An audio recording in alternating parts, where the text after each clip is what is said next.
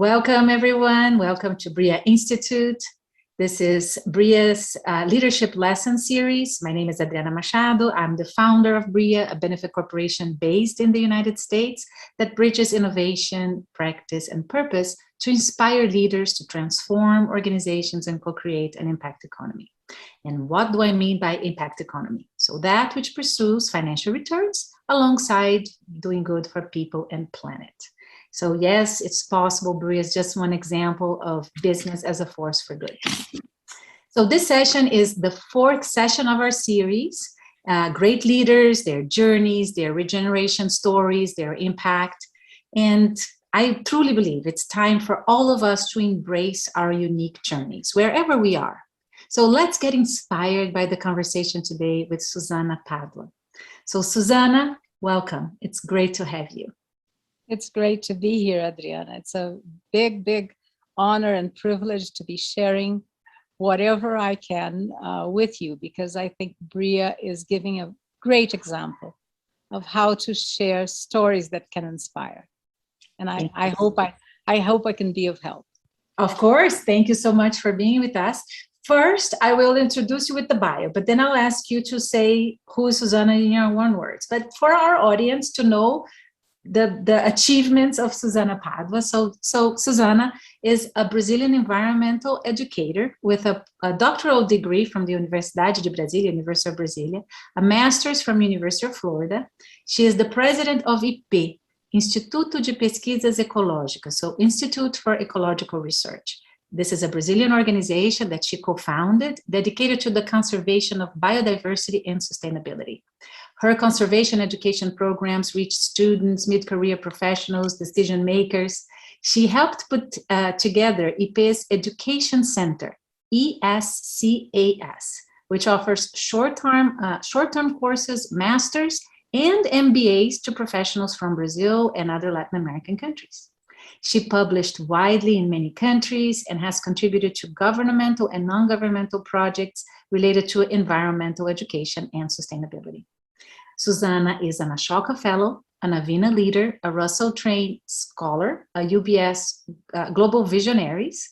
She has received several awards. I'm not going to read all of them, but I'm going to say that together with her husband, Claudio Padwa, they were both featured as Heroes of the Planet by Time Magazine in 2002. So a lot has happened, but I think a lot is yet to happen, Suzana. So in your own words, who is Suzana? I came from a very traditional family, kind of middle upper class, and I thought that life was going to be smooth forever. And of course, we face challenges. And when I was a teenager, around 13, 14 years old, the family business almost got bankrupt. And I began to work because I had to help somehow to raise money, at least for myself, so that I wouldn't be a burden for my family. And that taught me that I was able to face challenges that showed in life, because I was able to give English classes for children or gymnastics for older people, because I used to do ballet, and so I knew how to do physical education in a way, but even if I were very not a professional at all. But this gave me the power to understand that I was able to face these challenges that show. And of course, one thing that I learned very soon was that problems show up, but you shouldn't linger on them. So usually I spend some days thinking, very feeling bad and feeling down, but then I began to think, how can I get out of this? And how can I find paths that can lead me to more hopeful days, more happy days? And how can I share this with other people? And so this gives me a very good insight of the power of people and also the power of myself, because this is crucial for us to to be able to begin a different career, a different life, a different life in another place, and that's what happened.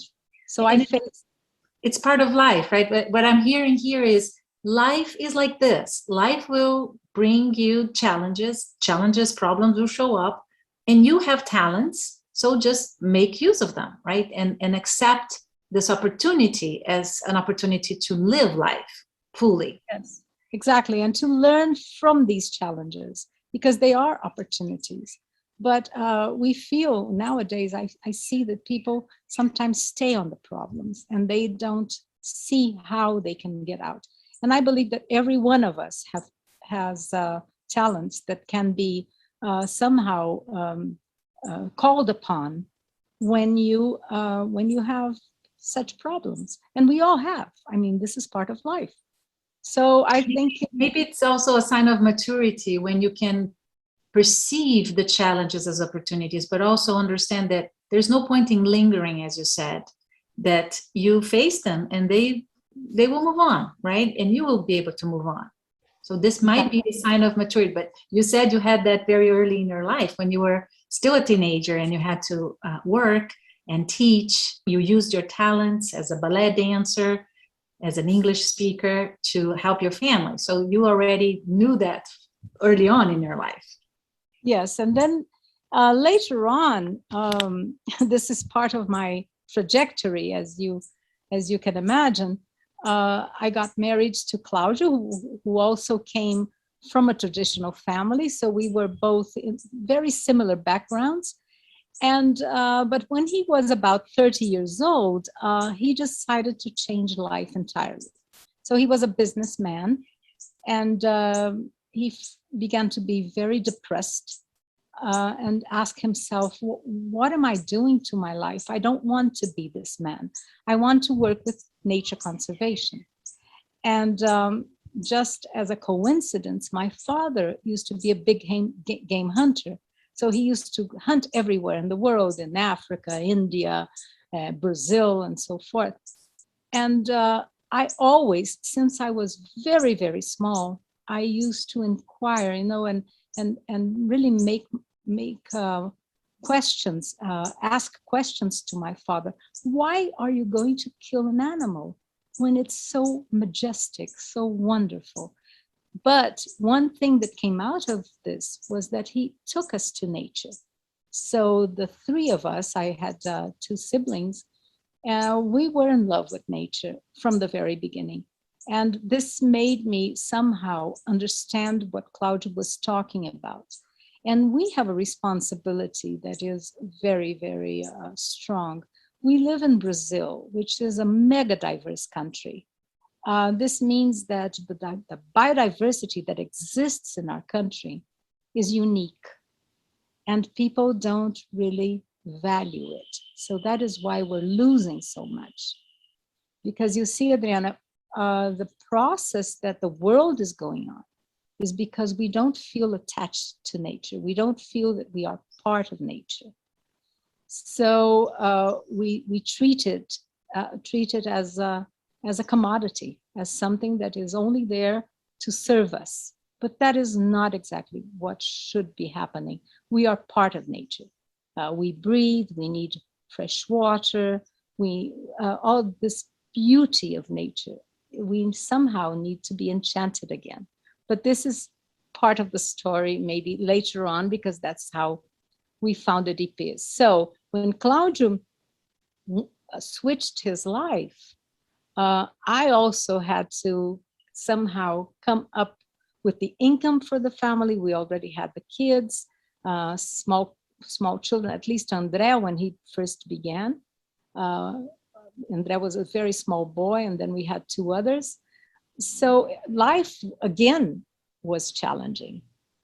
But I think deep down, I already knew that I was capable of helping. And so I began to work more than ever. I was a designer at first, before environmental education and all this conservation. I say that it's like a reincarnation. So I reincarnated as a conservationist in the same life. But you were not trained to be a conservationist coming from the family you came from. Yeah. You're probably trained to get married, because also at that time women were not considered the successors of the business of the family either, right? That's exactly what happened. You see, I only understood how macho my family was years later, because I was born an entrepreneur in a way. I always liked to face things and go forward and try to find solutions. And unfortunately, we ended up losing the family business, which was very beautiful, because it derived from a grandfather of mine, whom unfortunately I never met, but who was a scientist, and he produced vaccines. And so that was the family business. And we ended up losing it because I was a woman. And so no power was given to me or to my sister. But anyway. So only women. So you only had sisters. You didn't have any brothers. So no, that was made. I had a brother, and that was, I think, part of the whole story. But Okay. But I think, the lesson that came from this was that even being a woman, I had to find ways. At the time, I didn't even realize it, but I wanted to graduate from the university and go and study, and I loved to read. So reading always was kind of a refuge for me. And then I found that I could help Claudio. And so when we went to live in the interior of São Paulo for him to collect the data for his PhD, I began to work with environmental education. And that was a turning point in my life, totally. I mean, that was really the big opportunity, which was the biggest challenge as well, because I went to live in a house that was a really bad house with no comfort at all. I got a disease from mosquitoes, leishmaniose. And so I was sick. I was crying all the time. What am I doing here? I need to get out. I almost packed my bags with my 3 kids and left, but I didn't. And I began to work with environmental education because I felt that so much was being lost in that region, which is this extreme western portion of São Paulo. And the black lion tamarin, which was the species that Claudio was studying, is a small monkey that only existed there. So there are 4 lion tamarins in Brazil, each one from a different region. And the black lion tamarin was totally extremely endangered, because it was considered extinct for almost 70 years, 60 something years, and was rediscovered. And so what I felt was nature can't lose anymore, because if it loses, this animal will disappear in nature forever. And so, because you see, in the region, people were poor, and so they thought that destroying nature would bring them some wealth. It's better to have a farm with cows, at least they will give me milk. But they didn't realize that the forest had so much value. And so, offer them, right? Pardon? So much to offer them. So much to offer, and unique. So I began with an environmental education program in a very naive way. It wasn't my past, and I didn't feel that I had a huge responsibility to be very professional. So I began just as a way to give a contribution to the region. So more intuitively, probably, because Exactly. you wanted to pack and leave, but you decided not to, and you connected to what you had at hand. So it probably was very intuitively at that point for you. Exactly. And then later on, I began to read all the literature about environmental education. And I I had done what was right intuitively. So what you say is very pertinent. And it taught me several lessons. And so I began to involve local people and show them how wonderful it was for them to have that forest with species that only existed there. There was another butterfly, a white butterfly that only existed in the same place. And so, and give them pride and somehow bring them to be responsible together with us. We can't do things alone. So we have to somehow share this responsibility with the people that are local. So this began to bring me a sense of mission and responsibility not in a heavy way, but I felt, whatever I do here will make a difference. And it did. It really did. 3 years later, there was a fire that began because a politician went there to make a campaign as a candidate for presidency. And there were fireworks, and the fireworks somehow went into the forest. And local people went to the forest to help the guards to extinguish the fire. And this had never happened before. Many fires had happened, but nobody had gotten somehow involved.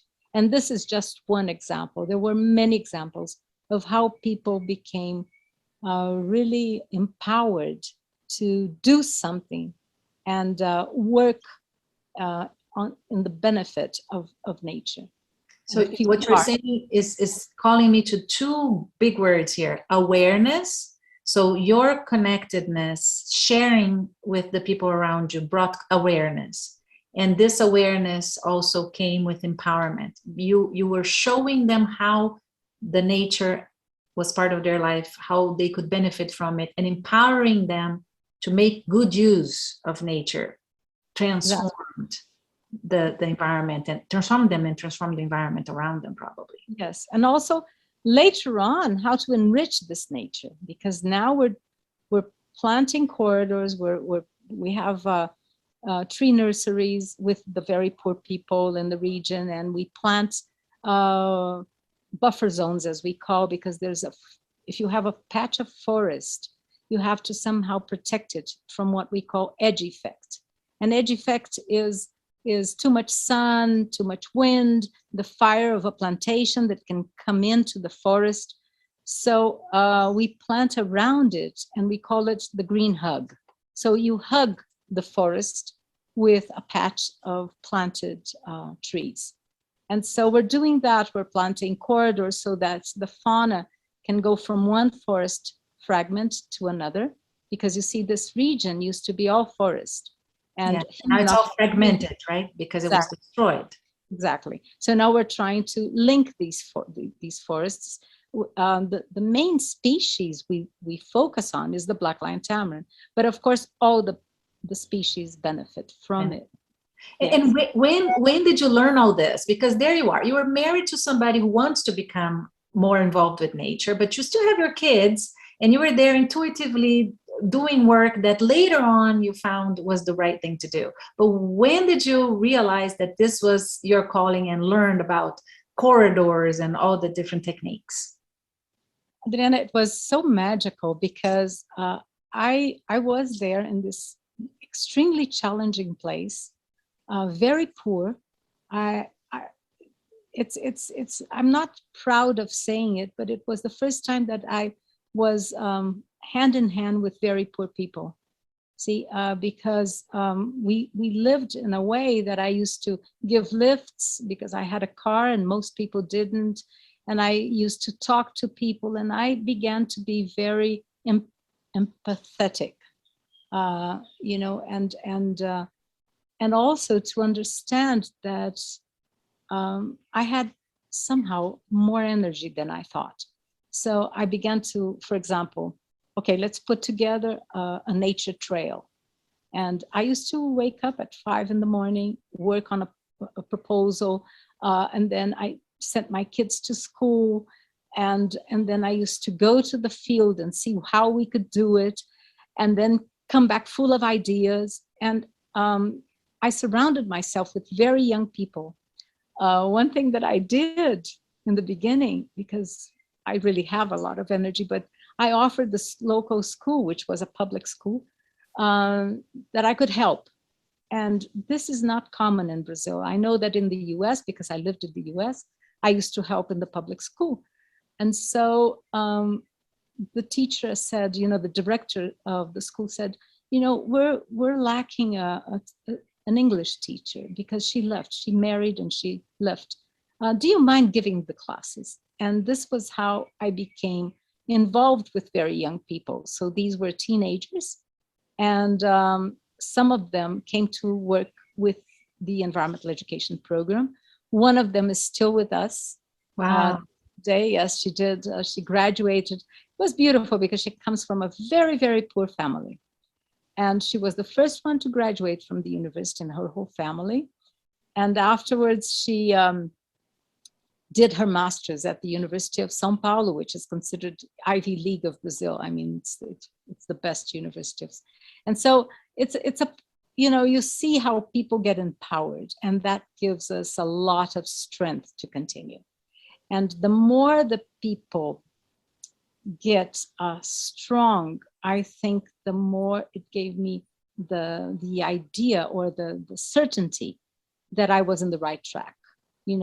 The opportunity that we were giving to local people, which I am sure they wouldn't have. It's not that I want to show off. It's just that, unfortunately, Brazil is very unjust in that way, because people don't have the opportunity to, when they come from very poor neighborhoods.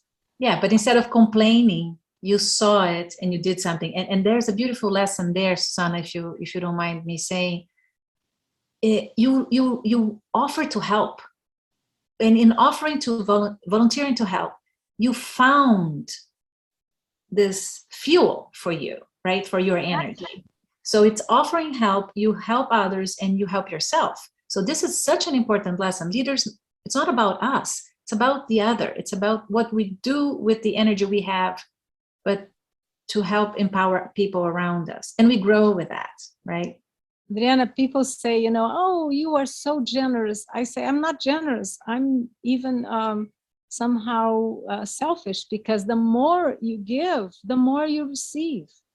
If people just learned this lesson, it would be another world. Because one thing that I found is the importance of a mission. I think I'm very privileged, to tell you the truth, because I found this mission that was to help somehow nature to be better protected. There are so many. I mean, there are, street children, old people. There's so many missions that need attention. But when you have a mission, somehow this strength comes back to you, and it's for real. I'm not saying this because it's beautiful to say it. And we somehow apply this to our institution. So I can tell you a little bit of how Epay was born in this scenario. Mm-hmm. We, because we had young people coming as interns, Claudio had in the field in ecology, biology, and so forth, and I had in the environmental education sphere. So we encouraged students to come. Some were local and some came from other parts of Brazil. And they, afterwards, we began to see where their strengths were and encourage them to grow. And so when they graduated in 1992, we had a team of maybe 8 to 10 young people. And they said, we don't want to leave. We want to continue somehow under your guidance, but they also became guides to others, which is ideal. So what do? Each one already was developing a project for their masters and so forth, because we encouraged everyone to continue their education. And so what we did was we founded an institution, an NGO, which is called Epay.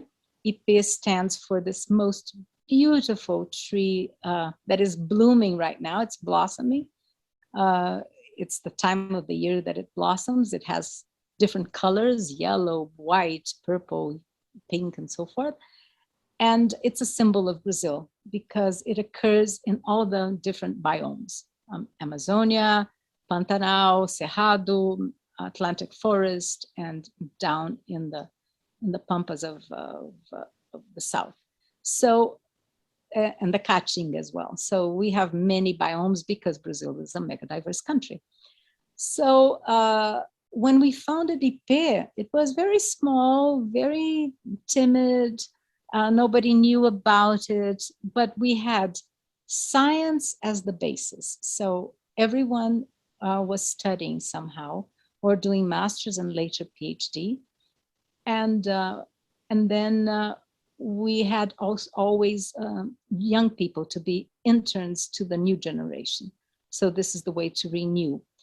But our idea was that with the school, we immediately felt that we had to put together a school together with what we were doing.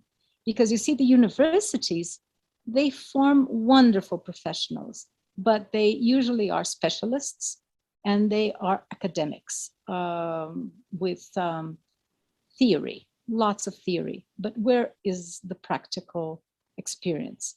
So what we were doing is putting together science that could be applied, that could solve problems. And so in 96, I believe, we got a grant from the Whitley Fund for Nature, which is in England. And we began to look for a place to establish ourselves as a school.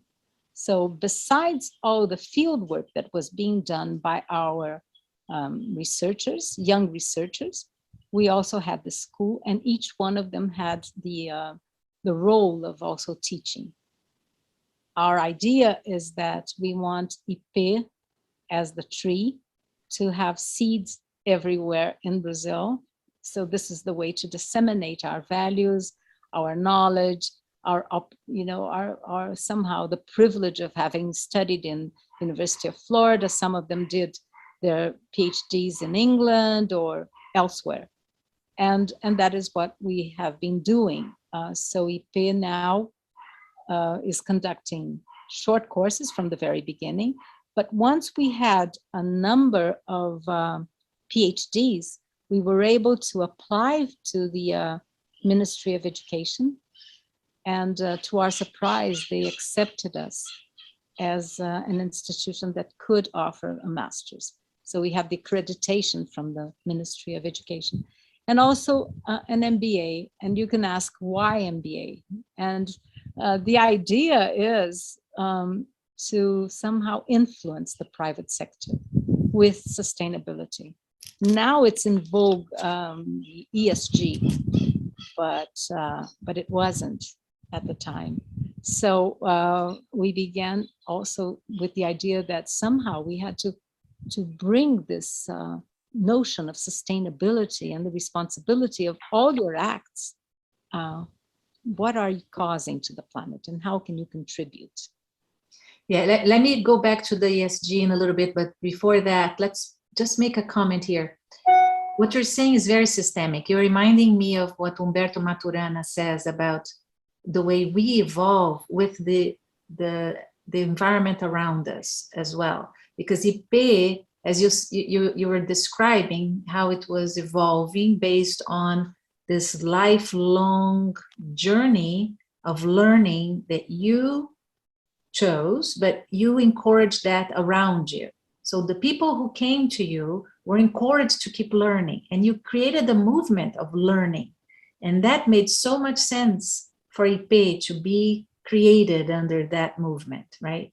And continue to grow. And as you said, it's still growing, it's still there, and it's still doing magical things. And now that maybe the private sector is ready, more prepared, there's more awareness, there is a way to also make this connection stronger with the so-called ESG, which stands for environment, social, governance metrics, that can be related to risk, but also to opportunities, right? That can be different ways of doing business, but also new opportunities. Like I'm just thinking back here when you talk about the forest, to the people around you, of how they could benefit from it. So how can business do business in a way that will not destroy, but regenerate? Exactly. Regeneration is a word that is also in vogue right now, and I'm happy that it is, because you see, for a long time we were seeking for words to change what was happening. So we understand that the way things are going is not going well. We see climate change right now, and all the impacts of floods and everything that we never thought we were going to live, to experience, and now we're facing it. And this is a consequence, unfortunately, of how we treated the planet. And so for a long time, we thought of sustainable development and then sustainability. And it's interesting, Adriana, because in the beginning, I believe that United Nations was focusing a great deal on the governments, and it's wonderful when you have governments helping. It's just magnificent, because a little thing turns into a huge thing. I mean, whatever you can pass a law on, can really make a difference. It's powerful. But it's very powerful. But the challenge is that the governments are difficult to work with, because every 4 years everything changes, and continuity, is rare. And this the need for long-term thinking kind of is hard to keep, right? Exactly. People, what is success nowadays? And fortunately, it's changing, because the new generation wants purpose in life, which brings a lot of hope somehow. I really believe that the new generation, I don't want to put responsibility on them, because it's not fair.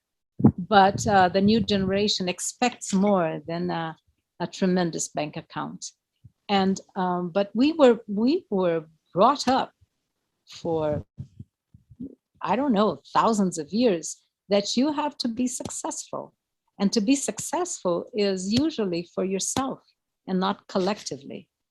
And so one of the things that I think a mission has the strength of is to leave yourself, and to work with the collectivity, the planet, views that can benefit life. We are so privileged to have so much life, but we don't even see it. Yeah, I was listening to a session of the Kabbalah Center the other day, and they were saying that we need to fill our lives with lives, because we can go through life without life, right? Because we can just be in auto mode. But we have the responsibility of filling our lives with life and filling the life around us with life. And what I'm hearing you say is not that we leave ourselves as if we abandon ourselves and not want to develop ourselves, because what you're saying is you're empowering individuals so that they can create awareness, they can become empowered, so that they can do something bigger. But the way to get empowered is by also working with the other, the collaboration that can be in place. Exactly. So the collective in that sense, I mean, that's what I'm hearing. Please confirm if I'm right. But it's like you grow as an individual authentically, the more you work in collaboration with others. Exactly. And Epay reflects that a great deal, because we are a horizontal kind of organization. My leadership and Claudio's is, it's shared with many others. We put together an organization that we really empower, so people can be senior and a coordinator of a project, but they also have the responsibility of somehow empowering others. And so they, of course, they respect us, but many times I was, my vote for an idea was not taken forward. See, I had an idea and I thought this was right, but why? Because they are empowered. So even if I get frustrated at the time, I'm very proud that they are not afraid to go against an idea that I had. Or to express their own ideas and have a conversation, have a definition based on a conversation. Exactly, and not only say yes to everything because it comes from me. No, so they are totally strong enough to say no. You know, I don't think it's this way. We can do it this way, and they try. Sometimes they're not so successful, but it's a learning process, and I think, you know, in a way, we put together an organization that somehow has been teaching lessons to us, how important it is to empower people, and how important it is to have a mission that is beyond us. It's not the prizes, the awards that you said that I won. It's for the cause. It's not for me. And when I win an award, and I tell this to many people in Epay, win awards, very important awards, but it's calling attention for something that is much bigger than myself. What is my dream? I want, you know, I'm already, you know, I'm 70 years old, and I don't know how long I will live, but I want Epay to survive me, to somehow be there as time goes by. But ideally, it would be for Epay not to have a reason to exist, because everyone would be already aware of the importance of nature and not have to fight against an unsustainable development. You see, because it is possible. But I see Epay more of a learning hub. So maybe you don't have to teach those kinds of things in the future because people will have learned. You're right. But there can be more learnings that can happen through Epay and with the sharing and the exchange that you make happen. It's very systemic, because in systems thinking, one thing that I learned the other day was problems that we face today were probably solutions of other problems before. And there was an evolutionary process there. So hopefully Epay will continue to exist as a hub, as this place, this space for people to get together around whatever matters to them at their time. But you're totally right. You began with you. You were, you know, the pattern you created there is a pattern of sharing, of empowering, and of having people take responsibility and action, so that they don't need you. No, that's absolutely right. I was just exaggerating to make my point. But Epay has changed tremendously. Just to give you an idea, our first mission was just to protect biodiversity in Brazil. And now it has social, economic, and so forth. I mean, it's a mission that is more complex because we became more complex, you see. Well, the world is becoming more complex, and I think it's just, again, part of the same process, but it's beautiful the way you're describing. So the issues that you were dealing with have evolved. But one thing that you keep saying that I keep thinking is you listen to what's going on. You listen to people. And that's a very strong leadership trait. So leaders usually are good listeners. That's why they have these great ideas and they are able to implement them. So what you're describing, you were a great listener, and that's how you built Epay, by listening. Yes, when we work with communities, it is this is very strong. It has to be very strong. The most projects, they come packaged already. They come, you produce them in the big cities, and then you go to the interior and you want local people to do what you want. This won't happen. I mean, this won't work. Yeah, it's a failure. from the very beginning. So I learned this because I wanted local people to get involved in protecting what they had in nature. And so we put together what we call a sensitive hearing. So you have to be sensitive in your hearing. And I put together like a model that works with the right side of the brain and the left side of the brain. So you have a structured kind of methodology that you identify the problems of the place, and you have to listen all the time. Because your problem, what is my dream? My dream is to protect biodiversity. This is what moves me. But if a local person is facing a health problem with the child, his or her child, then biodiversity is not important for them. So you have to listen and see where the problem comes from. So at the same time that you have this, problem, and then the richness of the place, and then there's a structure, and then the other side is the values, the value-oriented. So when you're listening to the problems, you are having empathy, respect, and so forth. You have to look in the eye. You have to understand that person is important. And make the connections when you talk this about. Is how. Sorry to interrupt, but when you talked about health issues, I kept thinking, but maybe the health issue also is connected to the way they live. And there might, because when you're talking biodiversity, we're talking about the health of the planet. So this notion of interconnectedness that we sometimes lose track of, being away from nature for so long and in the way we live. In fact, what we find is that almost everything is interconnected. But if you say that at first, people will get kind of freak out. They will think that you are not listening straight. So, but you're right. It's a systemic kind of a way to look at things.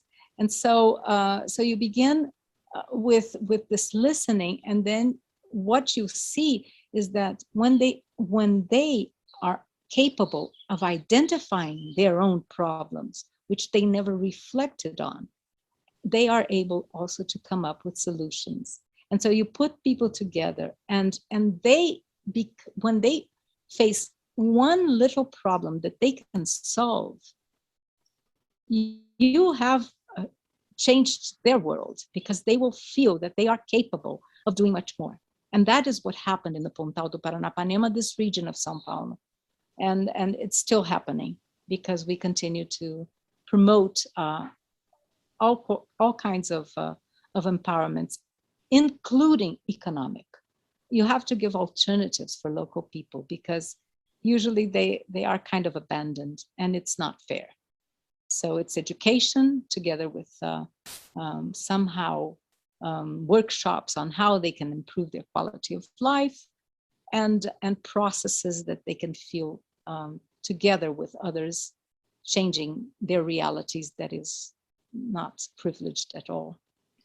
And this is nice, a methodology. So listening is important for leaders, but also a methodology or a process or a space that allows people to be empowered by that process, and in looking at the situation at hand, they learn from it and they can act upon it. So exactly. It's such a beautiful thing, because as you said, it doesn't have, if it happens top down, it might work, but it not necessarily will be, sustainable, or it won't be as in the potential that it could. But if you have the person or the people, the group go through the process themselves with the right methodology or with the right thought process, that is where you can see more effect. Yes, you see, people incorporate these new values, and especially they become aware of their own strength, and this is key for change. Awareness again, awareness and empowerment again. You're right. Yes, it is. It's the basis. It's the basis, because you can go through life, without even knowing who you are. and how you can change things. But I truly believe, and I know I sound very utopic, but I truly believe that we are transformers, that we can change realities. It's just that we were not educated for it. We were educated to be passive, to be obedient, respect the elders.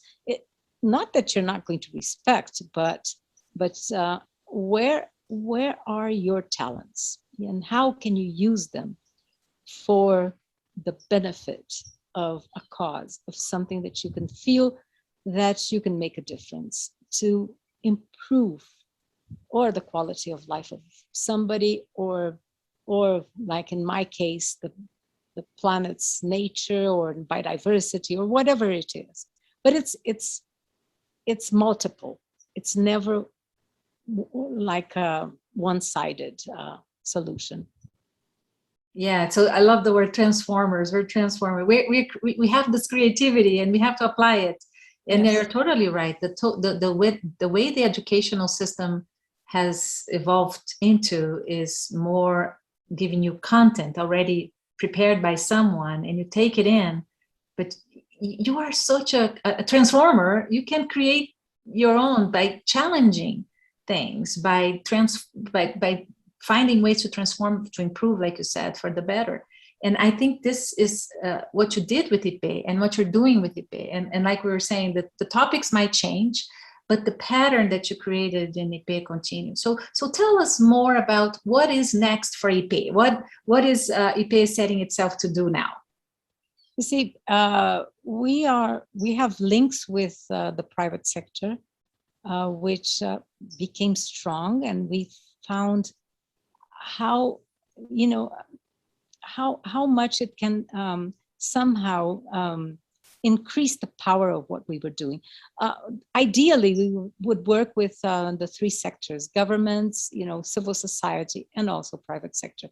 We do with the three of them, but the private sector, it took us longer in order to be able to somehow form links. So this began maybe in the early 2000, 2002, 2004. But from then on, it has been a growing kind of process. And it's really gratifying to see how much also the companies that get involved, they can also benefit from. So now it's carbon, compensation and so forth. There's so many areas, so many fields. And in the government, as I said, it all depends on who is there.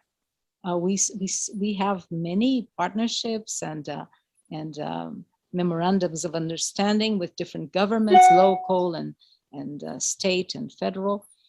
But we still feel that it depends on how the people, on who is there. Mm-hmm. And of course the private sector as well, but it has more continuity to the process. Especially now that there has been more calling for long-term planning and thinking, and the ESG agenda, as you said before, requires the longer term vision. So the governments are not ready to do that because of the mandates, but the companies are probably better set for that if they want to, if there is the desire to be like that. And of course, the wanting, I think, is also part of education. Mm-hmm. Because there's no way that a big company wouldn't want to be giving a contribution to something that they will themselves benefit from. Because mm-hmm. You see, the thing is that the planet has been treated as infinite, but it's not. It's a finite system. So we need to somehow think differently. So you ask, what are the challenges for Epay in the future? Now that people are mostly concentrated in urban centers, one of my concerns is how are we going to form a new generation of conservationists? Because usually a conservationist is somebody who had contact with nature when he or she was small. And so besides the school for grown-ups, I still think that a school for children all linked to nature. I know there are many in the world. That's And amazing. I've been thinking about how can we put together one so that young people from the very beginning, children from the very beginning, and their parents and their families and their communities can also be contaminated by this passion for nature.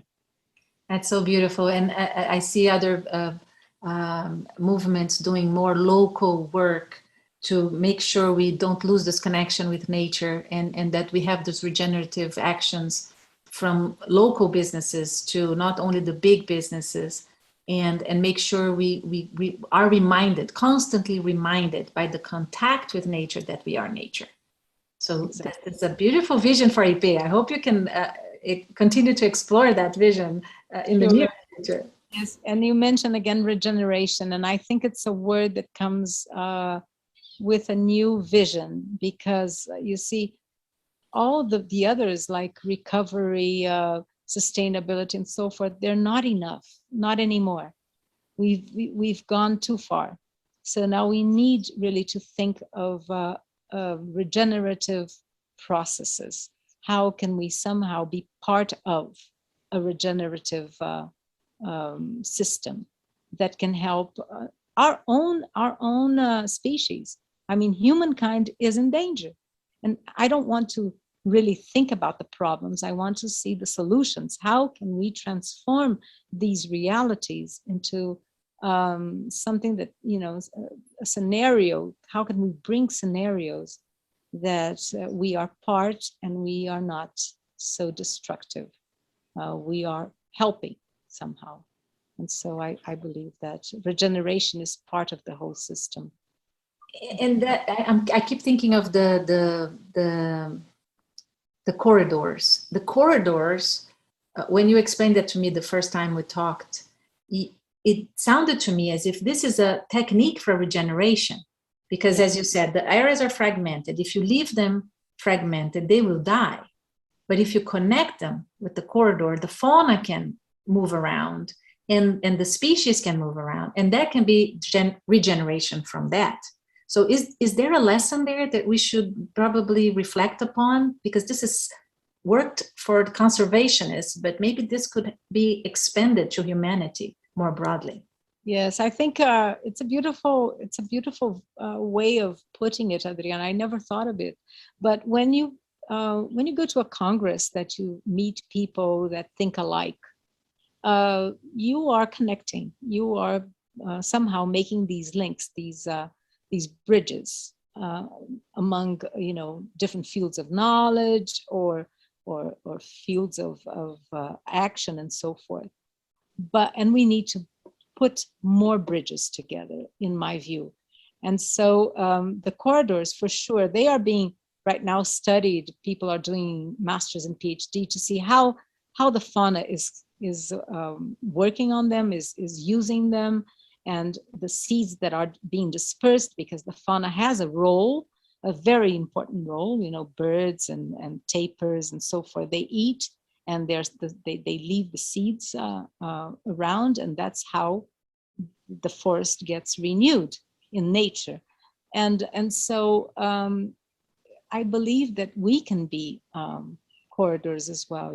I never thought of it in those terms, but I love the idea, because I think this is what we're doing. Briyah is doing that, Epay is doing that, and Briyah is giving me at the opportunity of speaking to probably people who aren't totally convinced of the importance of nature. And so we talk to always the converted. So every time I have a new audience, it's very thrilling, because somehow whoever gets a little bit of curiosity about how nature works and how awesome it can be, for you to open your window and really see the beauties of the different greens in your garden, or the different blue in the sky and so forth, and you begin to get interest, and that can trigger a change in yourself, in your family, in your community, and so forth. And Yeah. I think that's what we need right now. I'm smiling here because I remember a conversation I had the privilege of having with John Elkington one day, and I was commenting that when I grew up, I wanted to be like him because he says in his business card that he is a cross-pollinator or chief pollinator officer or something like that. And this is exactly right. The notion of bridges, you're cross-pollinating if you're talking in different audiences to different groups about different ideas, so you're cross-pollinating. So Briyah is cross-pollinating. So John, see, I think I did it. Thank you for the inspiration. And Susana, you're doing it with Epay for sure. Yes, and John Elkington, he's very, he was a pioneer, a visionary when he put together, the triple bottom line, which is the basis for ESG. I mean, Right. it's the basis. So he was a vanguard in that way.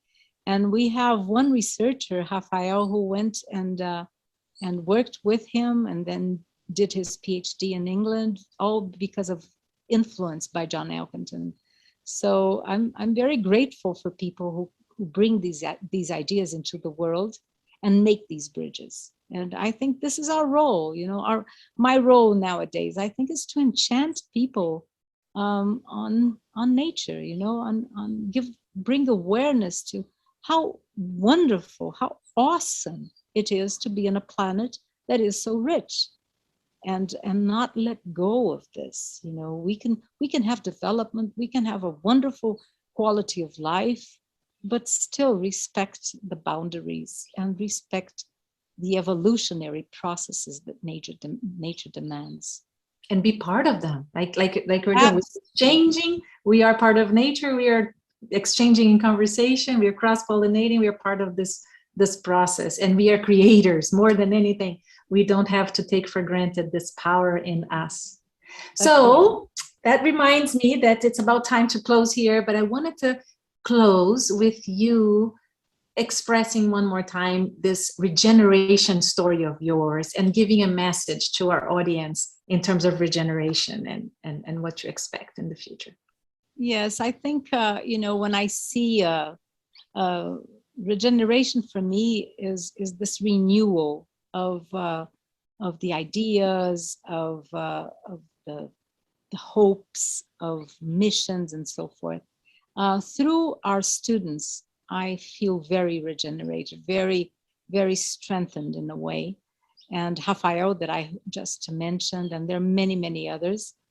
And so I believe this is a way, sharing your knowledge, sharing your experience, but through life, in many ways, in many instances, I thought of giving up. I mean, we went through all the different challenges that you can imagine.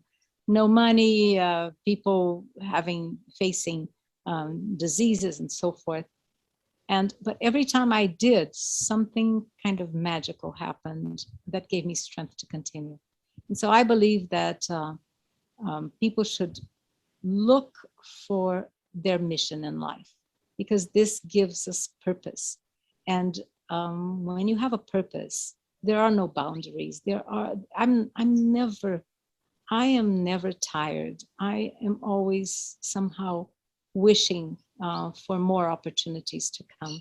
And I think it's important to share this because, it's not that I'm different, Adriana. I feel I'm a very common person, but at the same time, I feel that the strength is within us, and the strength comes with a purpose in life. And so I think this is very regenerative in a way. Thank you so much, Susana, for the beautiful work you do, for the work, the creation of Epay with Claudio, sharing your passion with so many other leaders who are now cross-pollinating elsewhere, and we'll hopefully keep together Epay, Briyah. And to our audience, if you have not heard of Epay before this conversation, check it out. Look for the beautiful work Susana has done and will continue to do, and the beautiful students who are being inspired by her work and Claudio. So thank you, Susana, very much for the conversation today and for being a good friend. Thank you, Adriana. It's my real big pleasure. And I'm very happy for you and Briyah, and I believe you have a beautiful future, and I really hope so. And I also want to thank Midas, which is the group of women we have in Brazil that you are also a leader. Midas is very inspirational. So you are an inspirational person, and I just can't help thanking you tremendously for it.